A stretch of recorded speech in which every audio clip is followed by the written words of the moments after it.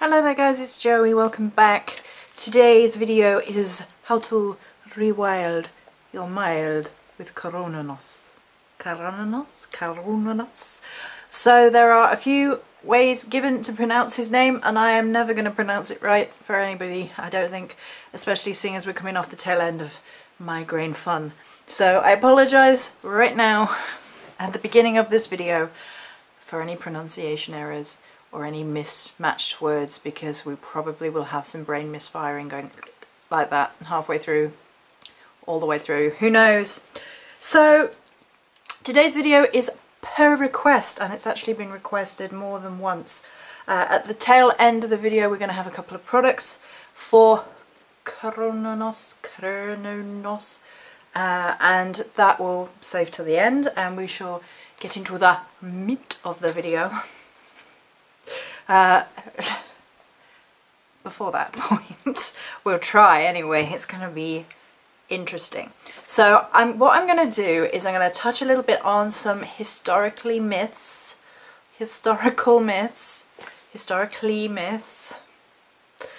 and I'm going to actually pause the video and bring up some pictures this time and see how that works and see if that interrupts the flow too much or if you guys enjoy that as kind of like source materials. Mainly because Cernunnos, is that right? Cernunnos is a really interesting figure and there isn't that much mythos to get our teeth into. Now that being said, before the history lesson with Joey begins, and after that we're going to be talking on a purely spiritual sort of pathworking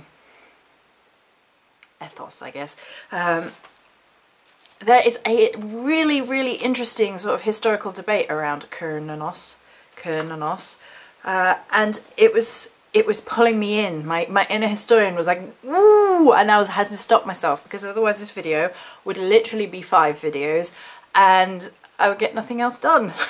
And I'm already late for a very important date, as it is.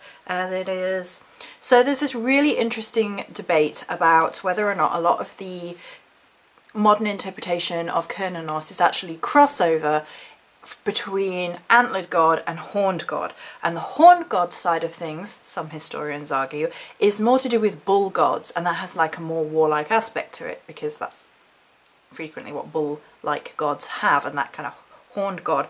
And there was all this really interesting debate about whether he even was being interpreted correctly with the kind of whole wilderness side of things. There was an article from 2003 and it was talking about how there was a duality on, I think it was the cauldron, which I'm going to mention in a minute, and it sort of reflected Mercury, so the analysis was that it should in fact mean that Cernunnos was more to do with merchants and sailing and sales of goods, rather than the kind of forest archetype god that we embrace, generally speaking, today. So I'm not going to say that's right, I'm not going to say that's wrong, I'm going to say that's a historical argument out there for you guys to go investigate, should you so wish to. So a little bit of some brief history with Joey. And we're going to talk a little bit about the main sources of information we have for Cernunnos, and I will, as I said, I'm going to pause and we'll hopefully have an image for each one of these. So, are we ready? Are we listening closely? Sit down, stay a while, and listen. Who gets that reference? Right, okay. The earliest representation in a Celtic context of Cernunnos comes from the Cisalpine Gaul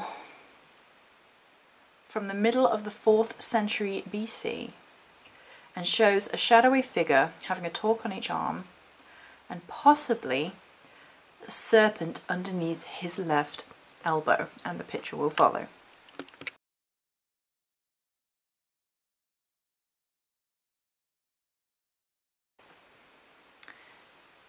The only time the name Cernunnos, or possibly his title, appears is on the Pillar of the Boatman, a monument set up in the early 1st century AD by Gaulish soldiers, and again a picture will follow.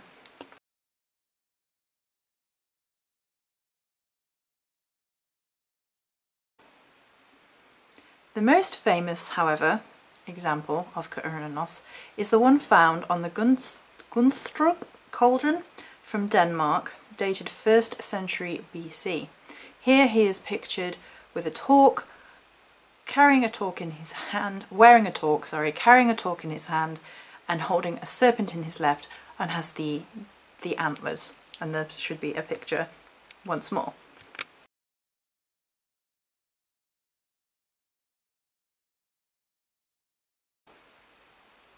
Okay, so that's all the pictures got out of the way with.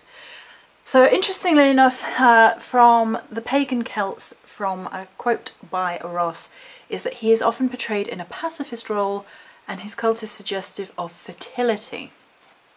And there is some suggestions of it being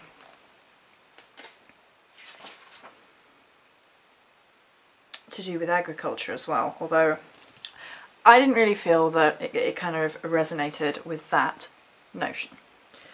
Well, I was getting, when I was interacting, embracing, feeling out the energies of Cernunnos, who has appeared once or twice in my personal spiritual practice, but is not somebody who I have engaged in fully. And I'm going to actually quote from a couple of sources in a bit, which are all on the Starry-Eyed Facebook page, www.facebook.com/Starry-Eyed Supplies. Of people who have worked more in depth, because I found some of their interpretations really fascinating. But the ones that I got,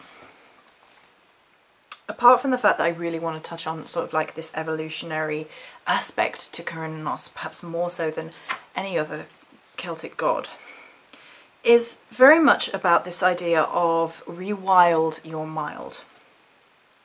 So Cernunnos brings forth archetypes of the magician, the shaman, and the witch. Now, regardless of how you appropriate title or not, depending on your preference for spirituality, many of us are drawn to the idea of the other.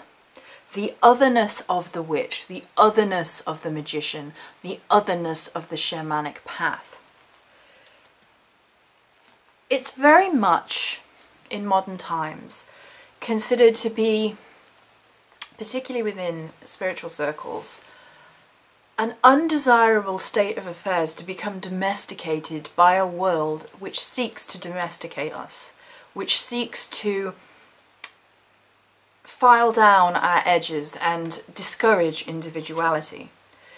It can often feel that in this modern world we are suppressed, that we are meant to fit a mould, a way of being, a way of thinking, and many of us come to the idea of witchcraft, or however we see this spiritual path within, as a form of engaging with our otherness, engaging with our wildness, learning and seeking and desperately yearning to be other. Now, arguably, when we seek to set ourselves apart, we are actually seeking to connect. We're seeking to connect with like minds. And what many of us do in our first inklings into rebellion, if you like, is we seek an aesthetic. We desire to look physically different. We wish to represent ourselves outwardly to the world in a different fashion. And sometimes what we actually end up doing is becoming part of a subculture or a particular way of dress, a particular mode, and that's actually about connection with people more than it is about being outside of connection with people. Because ultimately, one of the paradoxes of the humanitarian? No, probably just human. The human condition, that's my brain misfiring, is that at once we want to be ourselves, individuals, but we also want community. We also want to engage and connect. And I think that works really well within the lessons of Cernunnos, because he is the archetype in modern interpretations of him of both stag and hunter. There has been crossover suggestion that he could be Herne the Hunter, and that's just another aspect of him which is localized to Berkshire, and therefore is just a different interpretation of him, is one theory. Again, I'm not going to get into the theory and history too much because we will be here forever.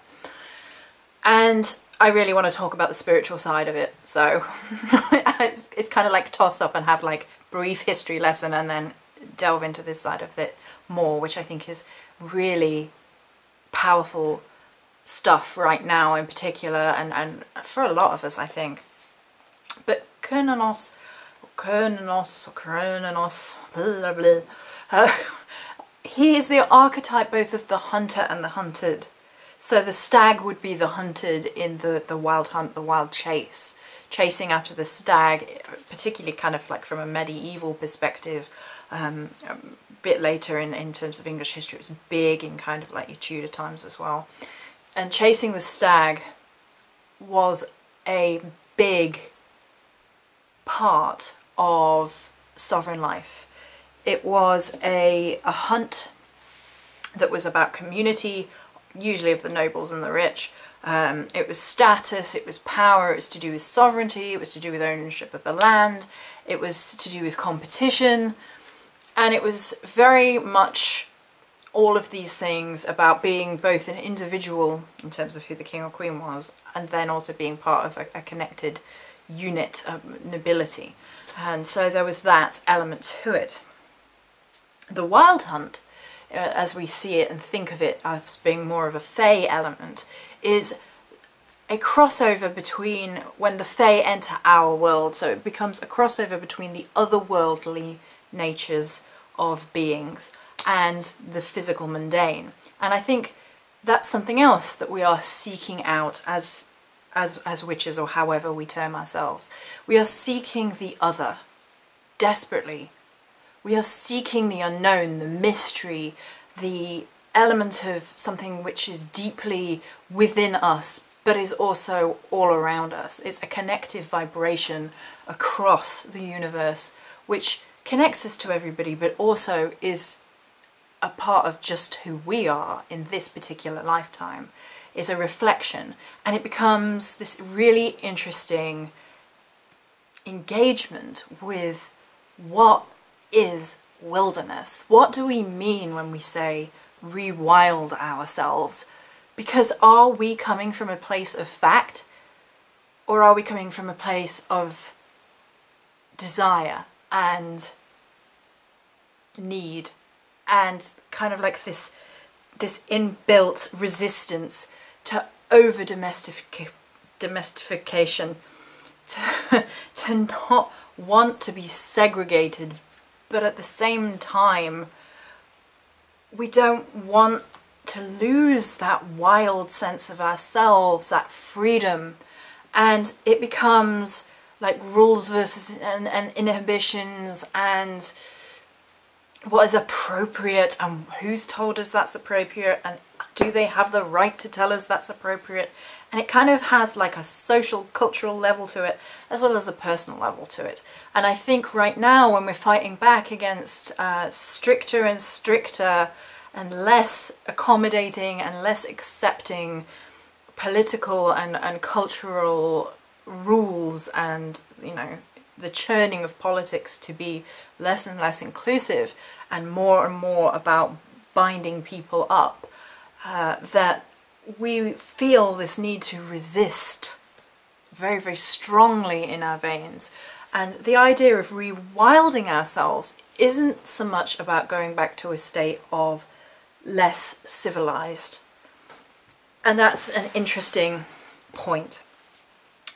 So Cernunnos, for me, has this duality with him, because a lot of the text, a lot of the thought process presents him as quite pacifist, as a healer, and he has, you know, this snake imagery with him. And the snake and the staff of Asclepios is a sign of medicine, of knowledge, of wisdom, and he is always presented with snakes of wisdom and transformation. And snake energy has been very, very important this year and last year, but it's coming round again this year. in terms of that kind of shedding of the parts of ourselves which aren't true. Shedding the parts of ourselves that are not primal and wild and free and exciting, but learning the balance between these things, because we don't want to be disregarding every element of civilization to the point where we're disregarding humanity. We don't want to be disregarding who we are as human beings in order to be who we want to be as spiritual practitioners, because that is indicative of a poisoned religion, a poisoned spiritual path, when religion is being touted at time and time again for harming other individuals, for segregating other individuals, for deciding people are other and are therefore against us, are therefore bad. And this is one of the paradoxes, unfortunately, which rises its head within within modern pagan and associated spiritual practices.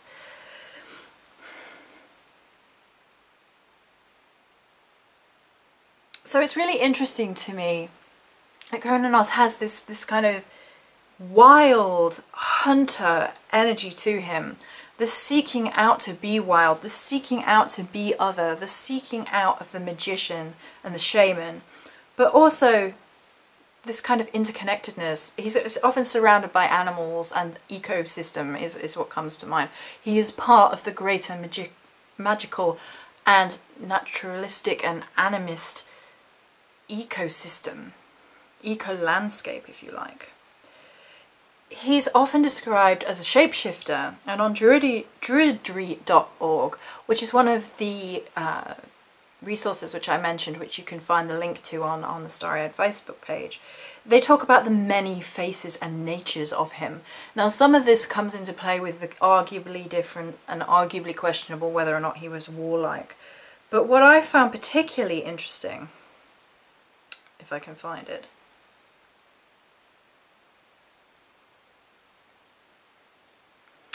in his underworld aspect, Cernunnos is the dark man, the god who dwells in the house beneath the hill, the underworld. He is the one who comforts and sings the souls of the dead to their rest in the summer lands of the otherworld. Cernunnos, as master of the wild hunt, who pursues the souls of evildoers, is not associated with a biblical or even modern morality, but with the protection and continuance of land and nature and the spirits that dwell therein. And given the underworld theme I've been having for the last few months, although it's a lifelong endeavour, I think, but particularly over the last couple of months, the fact that he has this darker, underworldly element, this kind of chasing down souls to retain balance, is kind of so indicative of underworld themes of keeping natural balance, of the planet needing the natural law, and natural law being far more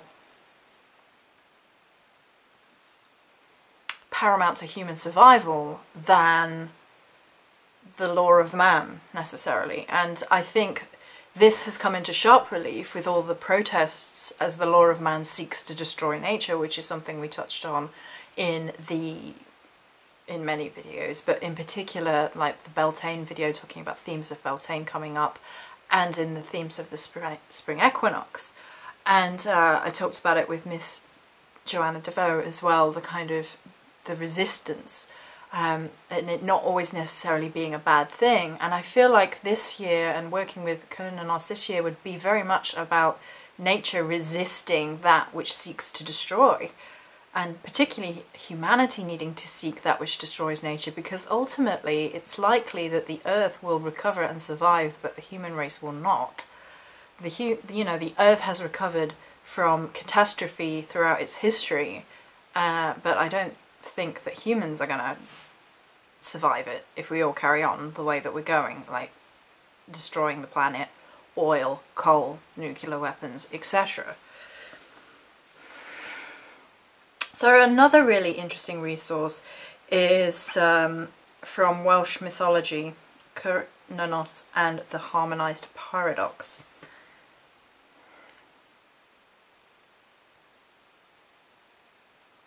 And I found the part from here really interesting of wild civility. Perhaps one of the simplest interpretations is that he represents a harmonizing of the civil and wild aspects of human society. Civility is often expressed in a code of conduct that has evolved across generations, developing into customs and taboos, influencing all spheres of human interaction, including religion, art, and politics. Fundamental to the idea of code of conduct is the concept of self-control, that the individual is able to bend his or her will to abide by socially prescribed forms of behaviour. Then in contrast to this is wild, unbound forms of behaviour where the individual does not abide by a code of conduct. Instead, it is an essential, visceral, and ultimately liberated state that has power, attraction, and downfall.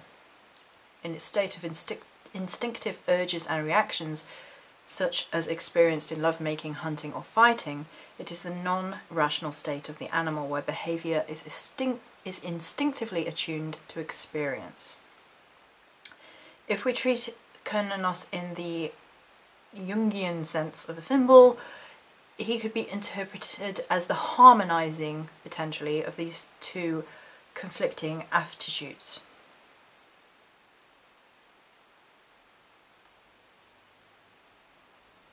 But this hypothesis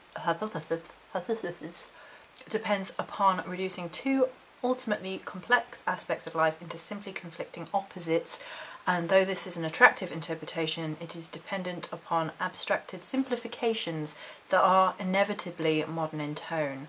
What we understand to be concepts of civility and wildness will inevitably differ to what the actual lived experience of historical Celts was, which is the point that I keep trying to make. We get stuck in rigid interpretations rather than try and seeing things.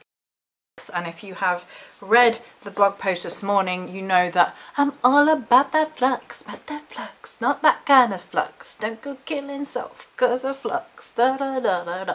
Anyway, I've been learning and relearning and coming back and forth to the idea of seeing the world in a cyclic nature, and really seeing the world in a cyclic nature, rather than giving in to the very ingrained idea of seeing things rigidly, paradoxically, either orly.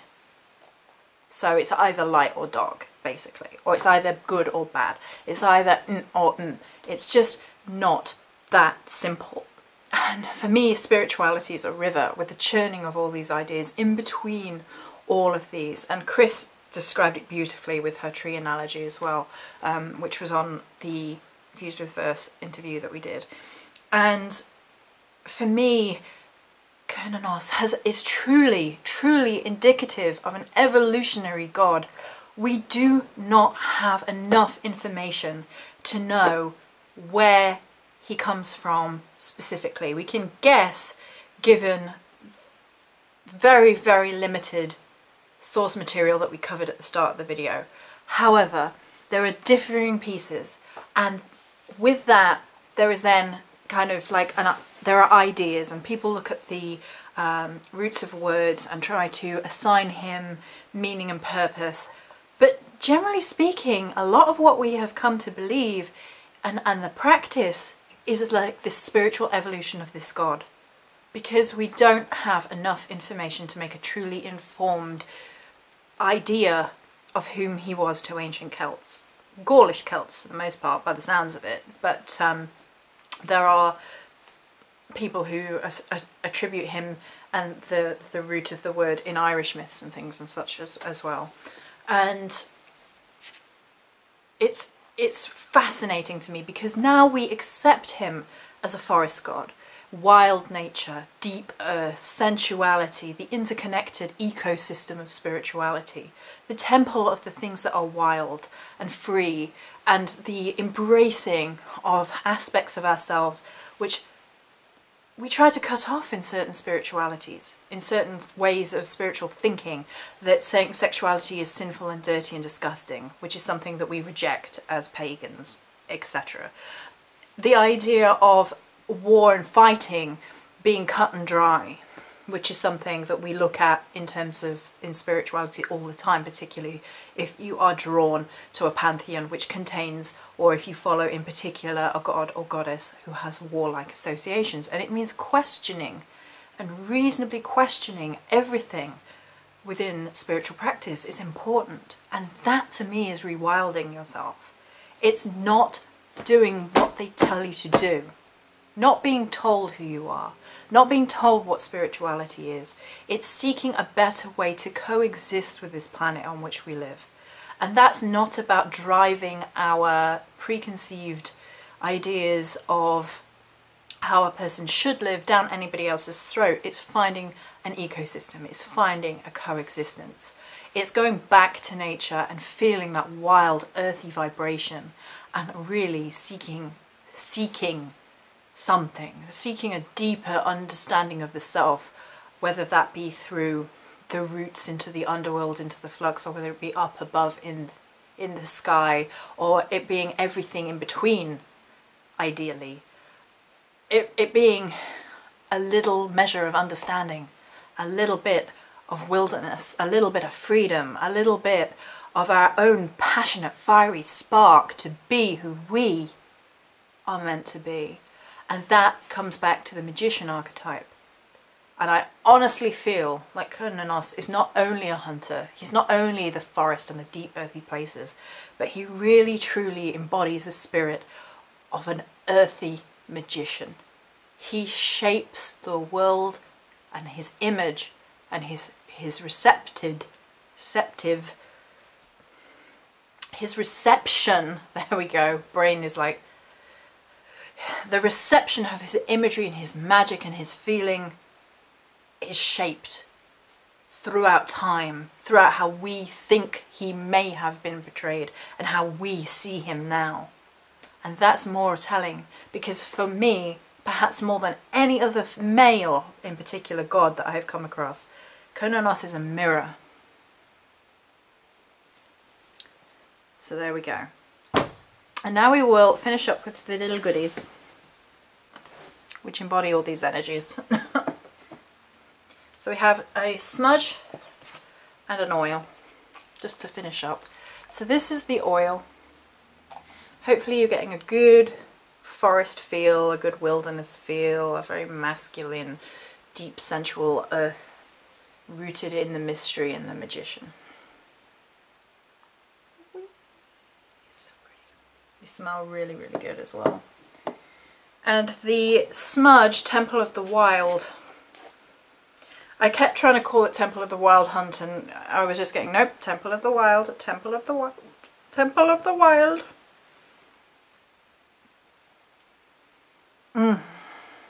It's about building your own forest temple to go running and run wild, run free.